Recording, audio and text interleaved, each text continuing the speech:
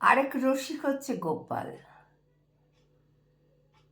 হাটে যাচ্ছে, গোপালও হাটে যাচ্ছে এবং এক ভদ্রলোক তার 5 ছেলেকে সঙ্গে নিয়ে হাটে যাচ্ছে।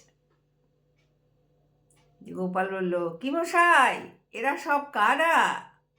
বলছে, আমার 5 পুত্র। ও বাবা, তোমাদের নাম কি গো? প্রথমজন বলল, বড় ছেলের ডাকনাম হচ্ছে পটল, মেজ ছেলের ডাকনাম ঝিঙে, সেজ ছেলের ডাকনাম কাঁচকলা, চতুর্থ ছেলের ডাকনাম উচ্ছে, আর পঞ্চম ছেলের ডাকনাম আদা। তখন গোপাল বলল, আরে বাবা, এত পরিচয় না দিয়ে শুধু শুক্তো বললেই তো হতো, তাহলেই তো আমি বুঝে যেতাম।